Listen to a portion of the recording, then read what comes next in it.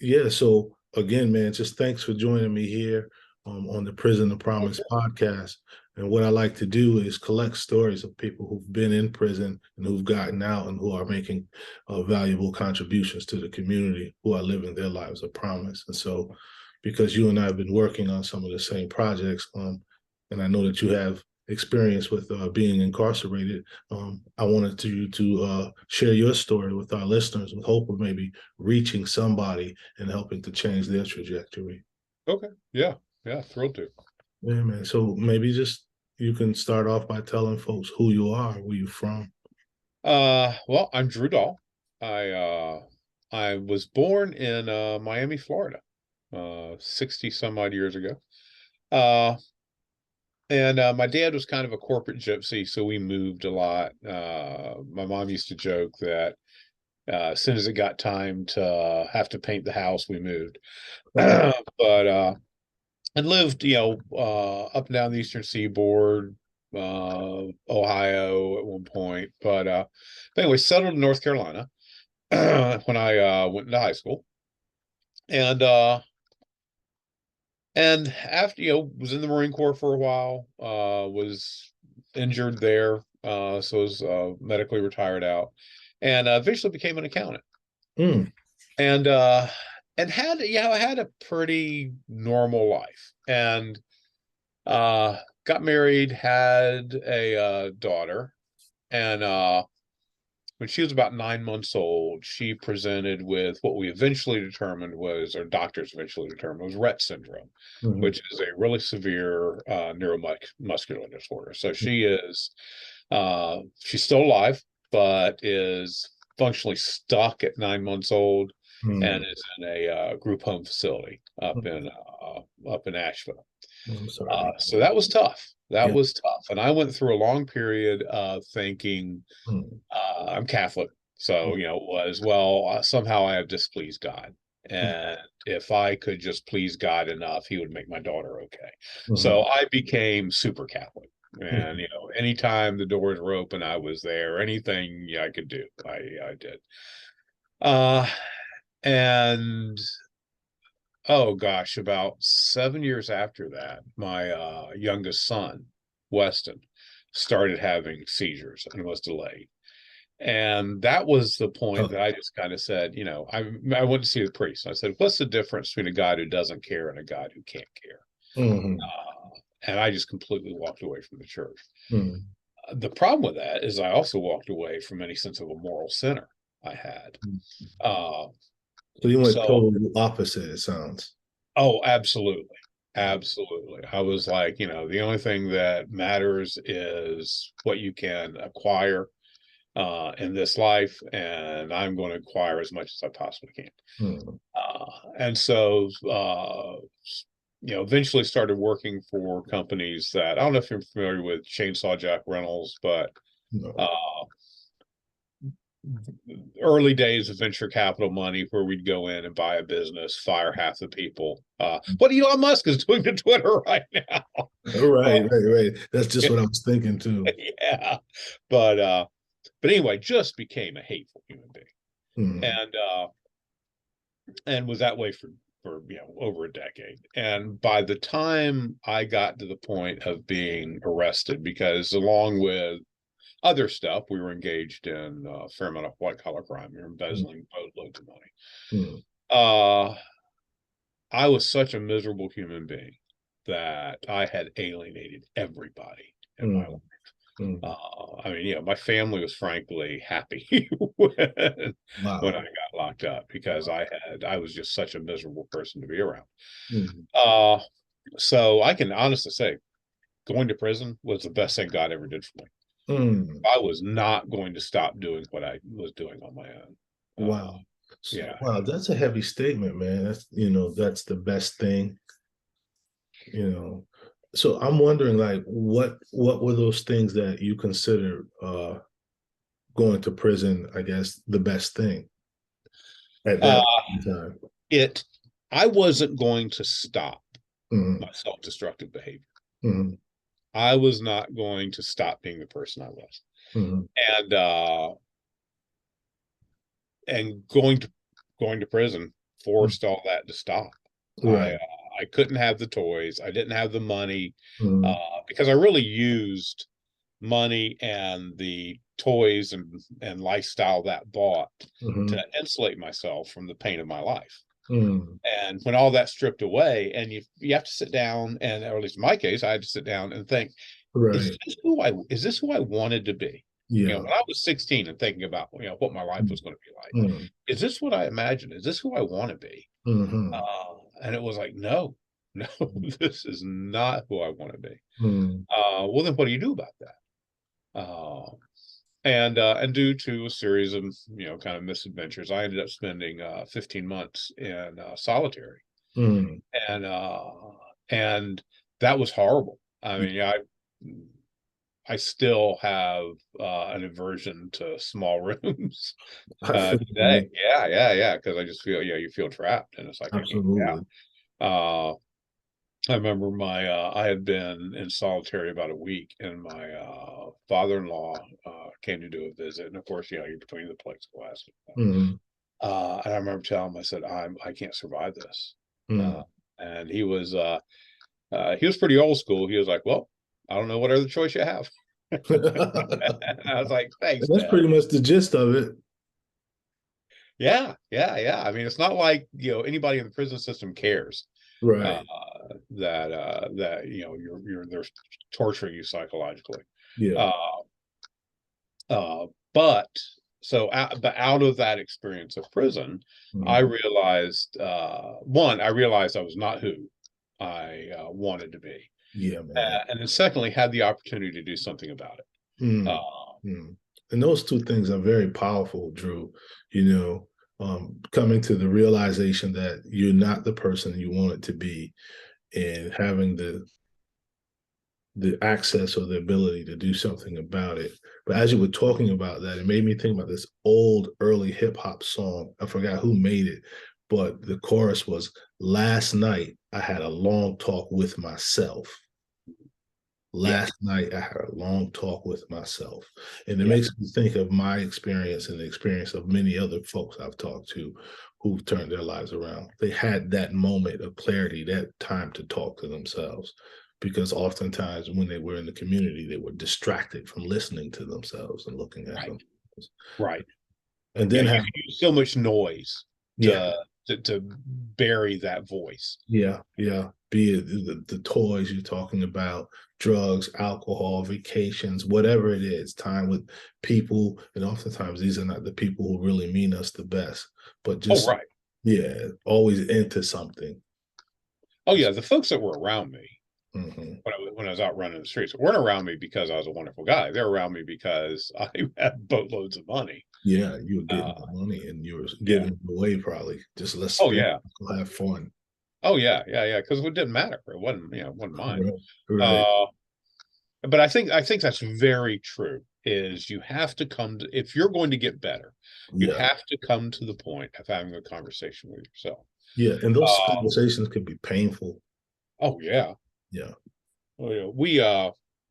So in Durham, April's reentry month, generally the last week of the month, other than pandemic, we do a lot of activities here in Durham. And one of the things we've done for several years is at the Criminal Justice Resource Center, Hmm. we have a panel discussion, Hmm. and we bring in guys, and we'll bring in 5 or 6 folks, and everybody from somebody that's been home a year to somebody that's been home 10 years, Yeah. uh, and everybody's doing and everybody has largely succeeded in reentry. Hmm. And so we have the discussion. The first thing we start off with is what made you successful in reentry? What was it that you got? And Hmm. to a person, they all say, all the support in the world in reentry is great and Hmm. is valuable, but none of it matters until you've decided that you're done going to prison. Uh, Absolutely. and I think the same thing is true, at least in my experience, in my journey to sobriety. Hmm. That was true. I mean, I can't tell you how many times I go to church and say, "Oh God, I'm so sorry. I'm never going to do this again." I Hmm. tell my family, "I'm so sorry. I'm never," and the next week I'd be right out there again. Hmm. It wasn't Hmm. until I decided that I had to get clean. And Uh, sometimes it's that slap in the face that really gets our attention. And in this case, it's going to prison for however long we had to go sit down. yeah, Yeah. yeah. Yeah.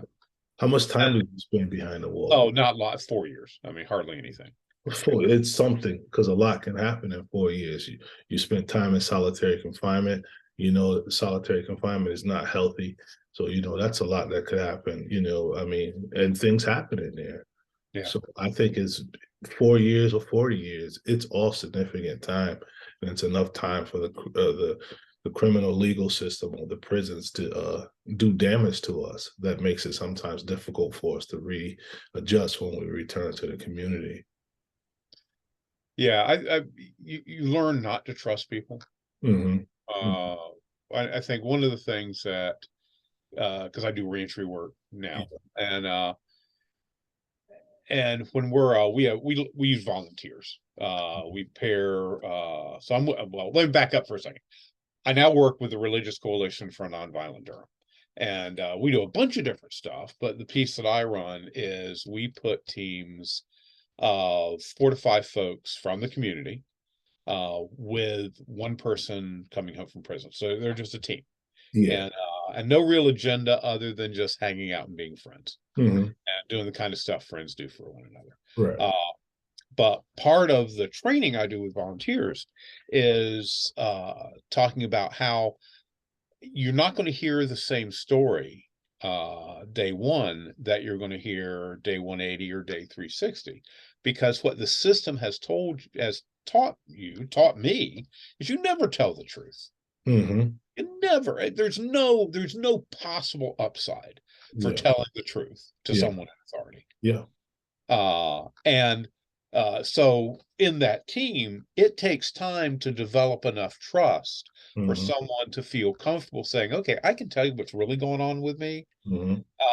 because I've come to trust you enough to know that you're not going to weaponize that against me. And that Because speaks to relationships, yes, because all my experience in prison taught me that if I reveal any part of my life, somebody's going to weaponize that. or at Uh, least try to. right. Yeah. Yeah. Yeah. But at the same time, it also speaks to the importance of having relationships. And one of the things you did mention that makes me think you had relationships when you got out, worthy, or should I say, valuable relationships, is I heard you mention, your recovery, your sobriety. And so I'm thinking, there had to be some trusting support systems through that mechanism. And I wonder if you could maybe just talk about the importance of having support in addition to having a mind made up to do the right things when you come Yeah, home. absolutely. So I got out in 2000 October 2009, because of my kind of past behavior. Nobody from the past really wanted to have anything to do with me at that time. Mm-hmm. Uh, so yeah, I did a 90 and 90 when I came home, and that was great because I made some. First of all, filled up my phone with Mm-hmm. people I could call, Mm-hmm. which which actually, one of my frustrations now is when guys come home, I give them my number. I say, you can call me 24/7. Right. And how many guys have relapsed and not bothered to reach out? And I'm like, I'm not mad because you relapsed. That's part of recovery. I Right. am upset that you didn't call me and give Right. me a chance to go drink coffee with you. Yeah. Uh, Yeah. Yeah. yeah. But yeah, I was making relationships there. And then I'd been out a couple of months, and was in a staffing meeting at over at the Criminal Justice Resource Center, and they said, "Would you like to have a faith team, a community support team?" And I said, "I don't know. What's that?" And they said, "Well, it's a group of people that want to be friends with you." Mm. Uh, and I was like, "Oh gosh, yes, I need friends." Yeah. And so that was my exposure to what I do now, was having a team, and it was awesome. Uh, my team was the Duke Chapel team. Mhm. Oh wow. And yeah, and just, I mean, what's cool about those teams, they're generally very eclectic mixes. Mhm. There's everybody from a Duke student to one of the staff from the chapel to a guy who was uh, vice president of internal audit for Duke, Mhm. which was really kind of cool because we were both accountants by training, Mhm. so Yeah. we were really connected. But having those folks that we meet as a big group every other week, and then in Mhm. between, people come grab you and go get a soda or coffee or whatever. Mhm. Uh, and building those relationships was was critical because I Hmm. had people then, Hmm. whether it's through NA or whether it's through the faith team, I had folks that I could call. Yeah. And so much of the time, I didn't need people to fix stuff. Hmm. I just needed to be heard. Yeah, man. I needed to We can know that fix ourselves, somebody, man. yeah, I needed somebody to validate that I actually existed and they cared. Hmm. Hmm. Uh, because I mean, honestly, again, back to incarceration, Yeah. nobody in DPS cares. That's just what No, I was linking back to as you said it. Yeah, nobody cares. nobody cares. I mean, so many times I'd be, especially when I was in solitary, I'd be sitting there and say, I could have a heart attack here, and they'd never, they'd find me tomorrow. Yeah, No one would care.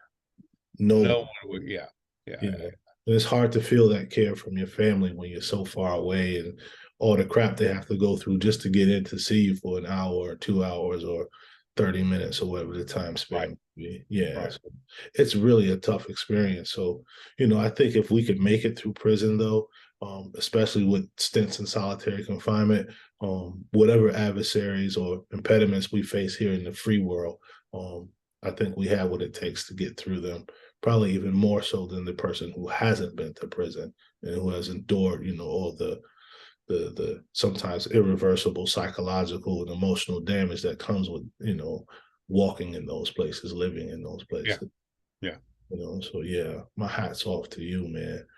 And so one of the things, man, you keep mentioning, and I know, but maybe our listeners don't know, is who the we are when you talk about your work. What's the organization you work for, and what is the work that you do and your organization does. Sure. So I'm with the Religious Coalition for Nonviolent Durham. We started about 30 years ago as really initially as a collection of religious leaders. Mm-hmm. If you know Durham, you know Mel Williams and kind of Leslie Dunbar, that kind of group, and uh, and they started the Religious Coalition for Nonviolent Durham. They started In Poverty Durham, just a bunch of different stuff around the Mm-hmm. same time. Mm-hmm. Uh, and they wanted to address, at least initially, the problem of gun violence in Durham. Mm-hmm. And started with kind of a monthly meeting of religious, very quickly realized that this goes no place unless it's community based. Right.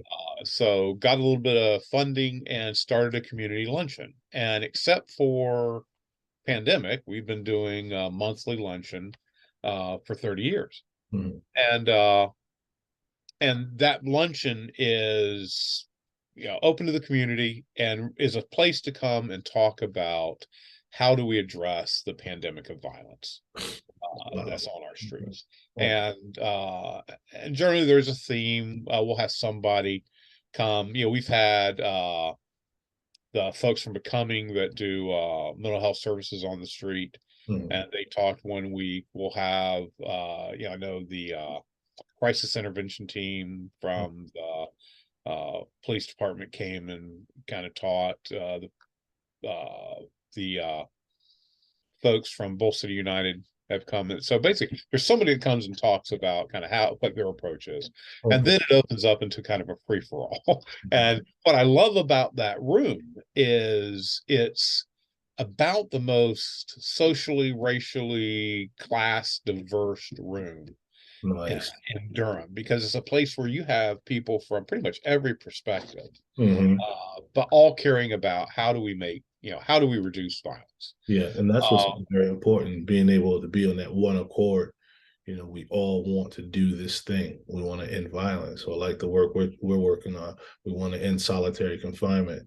No matter who you are, where you come from, if you believe in that, we have power. right, Yeah. right, yeah, and understanding also we can disagree about a lot of stuff, Hmm. and still agree that we want to reduce violence and Yeah. find some common ground there. Absolutely. Yeah, so we started there. From out of that experience, started a vigil ministry, Hmm. where when we lose somebody to violence in Durham, we will, at whatever point the family's ready, have a vigil at the place where they died. Hmm.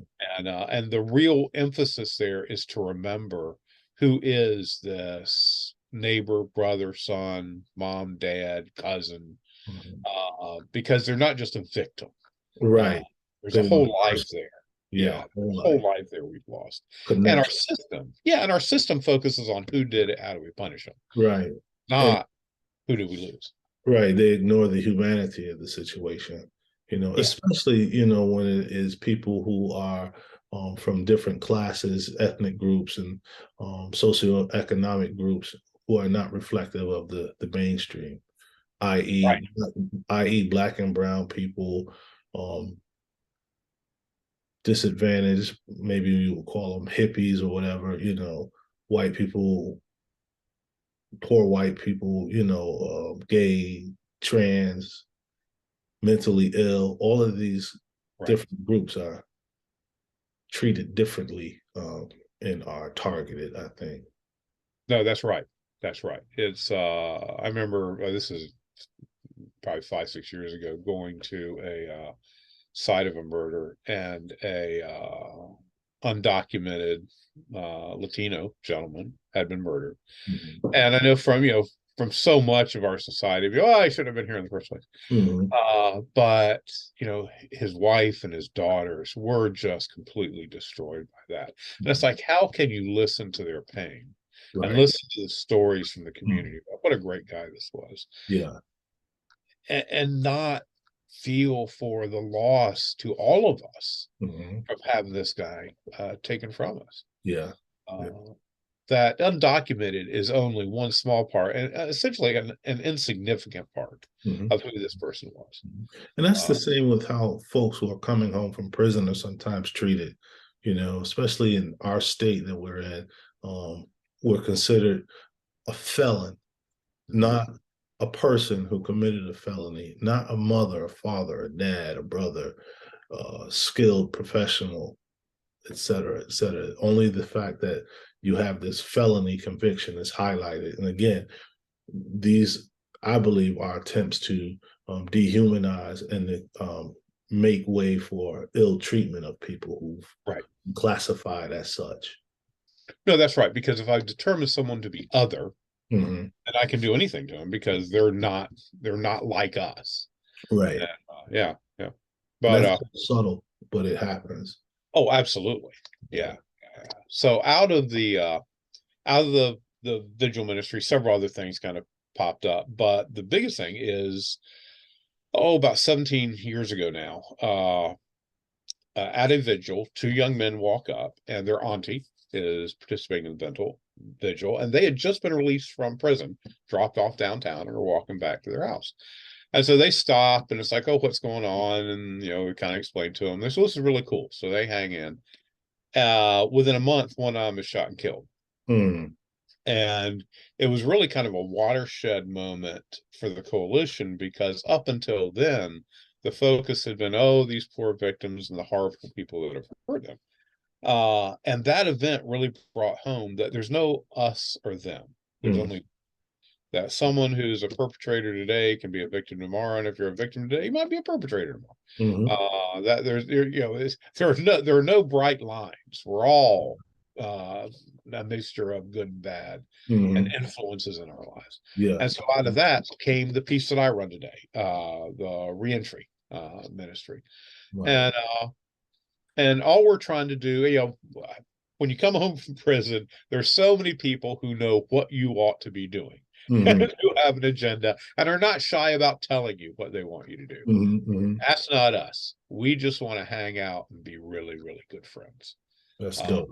and give people a place where I can come, and I can share hopes, I can share dreams, I can vent, I can do and know that absent a threat of self-harm, Right. uh, Right. Right. nothing's leaving this circle.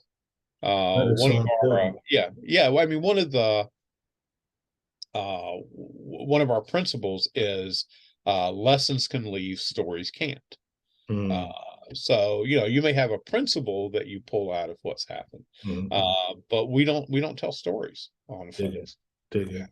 Do you folks, it sounds like you do like some process groups, some circles. But do you folks also provide any type of reentry services? Uh, we not directly. Well, Mhm, I say that not intentionally directly. We pretty much. I mean, one of the nice things about Durham is there's such a robust reentry community mhm, that we tend to have a lot of partnerships. So, I mean, we certainly have helped with housing in the past when mhm, someone's in a position where they can't get housing help. mhm. Will help, and during the pandemic, we ended up doing a lot of direct service stuff just because there weren't a whole lot of people on the ground. Right, right. But one of the things, one of the things we found early on is because especially when teams are new, they're like, "Oh, we want to help and we want to give the partner Mhm, this and give that." The problem is the power dynamic is so already so screwed up mhm, between the volunteers and the partner. mhm, Uh, that when you start interjecting, well, we're also going to provide kind of basic needs for you. mhm, That messes up that relationship. mhm. And so what I prefer, what we try to do is say, look, if someone has a need, call me, and either we'll find another agency that can do it, or we'll find a church that can do it.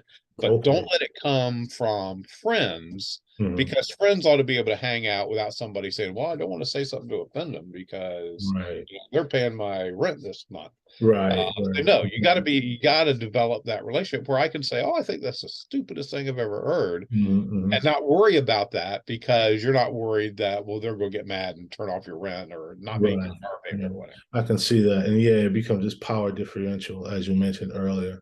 So yeah, just hanging out, providing psychological, emotional support more so, and being the plug, being the connect. If I need something, okay, I know where you could go talk to. I don't have it, Yeah. but I know who could hook you up because I have a relationship with them. You And know. doing stuff. I Yeah. mean, obviously I'm a huge baseball fan, but Right. Right. we're going to go to the Durham Bulls. We're going to go over to the Riverwalk over in Hillsborough. We're going to go to the Eno. We're going to American Tobacco. We try to do it where in a perfect world, we'd have like one meeting where we just kind of hang out Yeah. and play a game or whatever, and Right. then the other meeting we'll try to get out a little bit. Right. Uh, Right. Right. because I Right. know when I came home, I Mhm. was really reluctant to get out in the community initially. Right. Because Right. you feel like you've got this big sign that says felon. Yeah. Bing, bing, Yeah, bing. exactly, Bright lights. exactly. Everybody And can tell. yes, everybody does. Oh, I know what you did. Yep. Uh, I know where you've been. Yeah. Yeah, and people feel I know, oh, I don't want to, people know who I am or what yeah. So let's get past that. Let's just go out and hang out. Because if you're out with, four or five other folks, nobody sees you. They see the group. And See the that's right. group. Yeah, you can go do stuff. It's okay. And then I think when you get out in the community, especially for folks who've coming out of prison, getting back out into the community with a different group of people that you used to hang out with, in a new Yeah. group, sort of like this fellowship that you talked about, these people who wanted to be your friends, people who are what I use the term pro-social and not anti-social. I think hanging out with those types of people help you as a formerly incarcerated person to build social capital. We need social capital to move around. We need to be able to get along with people. And so when we have those valuable relationships like that, I think what we get an opportunity to do is to borrow the integrity of the people that we're in relationship with. To Yeah. that they can speak for us, and say, oh yeah, Drew's a good guy. Oh yeah, Craig's a good guy. Yeah, they made mistakes, but I know them. I've been working with them. I've been around them, spending time with them, and I vouch for them. I think that's so important you Yeah, know. absolutely. Well, yeah, because so I applied for a job with Dirk. I don't know, it doesn't it's gone now, but Durham Economic Resource Center, nonprofit, did job development, job training. Uh, so I'd applied for them, and I didn't ask my team to do this, but everybody on my team called the director of Dirk and said, "We want you to interview our friend Drew." Mhm. So when I got the interview, Jackie was like, "I had to meet this guy." Right. So many So, people calling. yeah, so sometimes I mean they couldn't get me the job, but they could call and say, "Look, I know his background. He has some issues, but he's really a great guy. Yeah. Please talk to him." Yeah. Uh, we've done that when somebody's trying to rent an apartment because, felony, somebody be, oh, I'm not going to take so. So Right. a team can go and say, look, you know, you're not just getting James, you're getting James Right. and a bunch of people who know him and love him. Yeah. And we're just there to tell you he's a great guy. Yeah. Uh, Yeah. That's so yeah, important. yeah, absolutely. Oh yeah. So, Drew, as And we, uh, let me just, part of getting out also is if you've been down mm, any amount of time at all, the world has changed. yeah, man. And it can feel a little intimidating, say, well, oh, everybody pays, nobody uses cash, everybody pays with a card. Well, how does that work?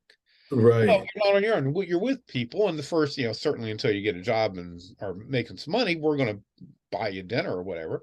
And so you kind of see, all right, how does that work? How Mm, does that do? Or I'm struggling to figure out how to use my phone. Well, mm, you got people around the table, and somebody's going, oh, you know what? I had a hard time with that too. Let me show you what I did. absolutely. And it makes it much more relaxed to come back into community when you have friends Yeah. who are there with you. People who are going to nurture you. You Yeah, absolutely. I mean, know, we'll have stuff like somebody's like, "Wow, yeah, I'm really kind of nervous getting on the bus mhm.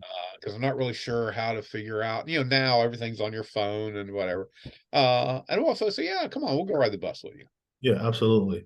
And people have to be comfortable doing that, and in a sense, have to be able to slay their own ego, you know, Yeah, so yeah. that, they can accept the help and become more successful. I think that's the best way to be successful is by having teams or groups of supportive people, people that support you, and you support them. And there's those reciprocal relationships. But Oh, absolutely. Yeah, yeah, yeah, yeah, yeah. I I mean, one think of the things we talk about a lot in the groups is it's not the person coming home from in the middle and then a team around them. It's everybody in circle together. right, All equally right, responsible, which is right. great because when you're in prison, you're not they don't want you to be responsible for much anything. It's like Much sit down, anything. shut up, we'll tell you when to do something. Mhm. And so now you're gonna learn you're responsible for this circle. You're an equal partner here. You got to do what you got to do and make sure what you're doing is doing the right thing. you know. So it's really dope, man, talking to you. I really appreciate you spending some time with me this morning. Yeah, absolutely. Two last things I want to ask you, man, is how can folks reach you? Like, what is your contact information if they want to get reentry services or they just Uh talk to so you more? yeah, you can call me Mhm. 919 and call. Many times I will not be able to pick up, but if you leave a message, I will call you back that day. Mhm. And or email me at reentry@nonviolentdurham.org. That's dope, man. And so, last thing I want to ask you is if you thought about the trajectory of your journey, your life from wherever you started to where you are now, and take into account where you see yourself going, what would you call that? What would you title that? Say if it was a title of your book or a paper you wrote about your journey, what would that title read? Wow, that's a great question.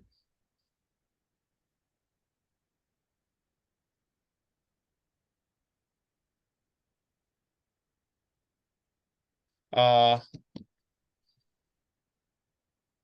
a priest when I was locked up, Mhm. when I was down. Because I was talking about, man, so much of my life feels like whiplash. It's just, back and forth, back and forth.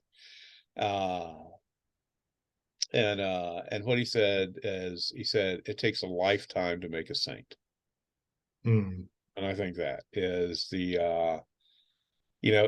it takes time. We're all going to screw up. We're all going to make mistakes. We're all going to have times where we're not who we wished we would be. But that's okay. It's okay. It's all learning. And Yeah, as long as you get up, the whole thing you hear in NA and A, doesn't matter how many times you fall down, it's how many times you get up. yeah, Uh, doesn't matter how you fall, as long as you're facing the right direction. that's And right. all of that's true. Yeah, It takes a lifetime yeah. to get where you want to be. And we're going to stumble and we're going to make mistakes, and that's Mm, okay. mm. That's okay. That's dope, man. And that, that kind of, it not kind of answered my next question, which was what would be some jewels you'd leave. But I think you just fulfilled that question. Yeah, none of us are perfect, but the thing is our intentions. We got to keep getting up, and we got to keep trying to do better. And that's the Yeah. only way we're gonna get better. Yeah. Wow, Drew. Yo, man, really, this has been moving. I Oh, really, thank you. This has been fun. Yeah. really Really appreciate enjoyed your it. time. Really appreciate your wisdom. Hopefully, some folks will listen up and learn from your lessons. Yeah, thank you, man. I appreciate it. Appreciate the opportunity. No doubt, man. Yo, you have a great day, Drew, You and too, buddy. I'll be in touch. Okay. All All right, right. man. Bye. Peace.